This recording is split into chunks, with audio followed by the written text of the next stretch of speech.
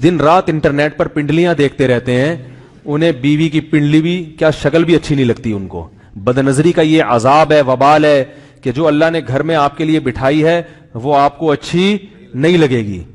तो नजर की हिफाजत किया करो, इससे आपको अपनी बीवी से इश्क होगा, मोहब्बत होगी। बात आ रही है समझ में?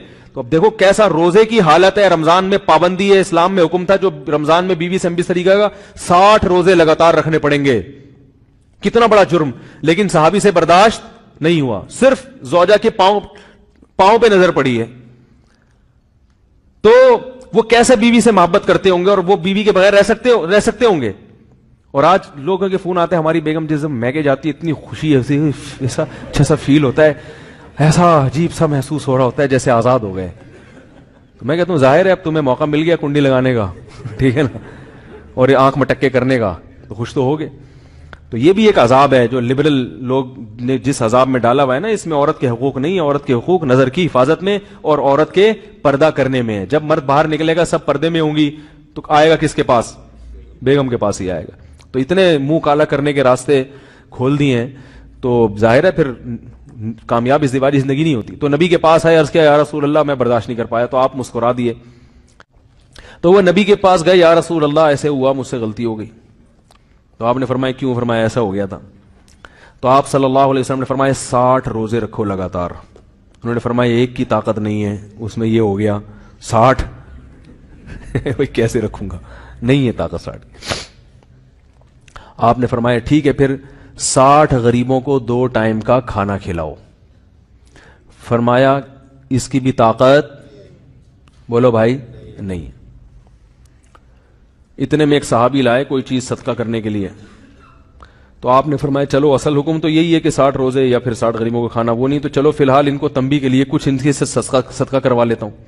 फरमाया चलो ये फलां खैरात की एक चीज लेकर आए हैं, तुम ये लेके गरीबों में बांट दो। उन्होंने फरमाया मुझसे ज्यादा गरीब पूरे मदीना में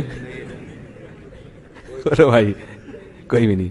आप सल्लल्लाहु अलैहि वसल्लम मुस्कुराने लगे, फरमाया जाओ खाओ और बच्चों को खिलाओ। वाह भाई, गलती भी हुई और घर में राशन भी आ गया। तो इसके बाद कुरान की आयत नाजिल हुई कि उहिल्ला लकुम लैलतस सियामि रफसु इला निसाइकुम हुन्ना लिबासुल लकुम व अंतुम लिबासुल लहुन्ना अलिमल्लाहु अन्नकुम कुंतुम तख्तानूना अनफुसकुम फताबा अलैकुम वअफा अन्कुम फलआना बाशिरूहुन्ना वब्तगू मा कतबल्लाहु लकुम।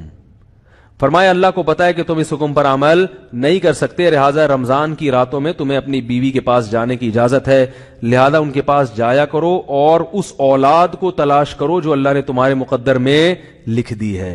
कुरान जहां भी बीवी से रिलेशन कायम करने की बात करता है, औलाद का जिक्र लाजमी करता है, यानी तलाश करो उस औलाद को जो अल्लाह ने तुम्हारे लिए लिख दी है।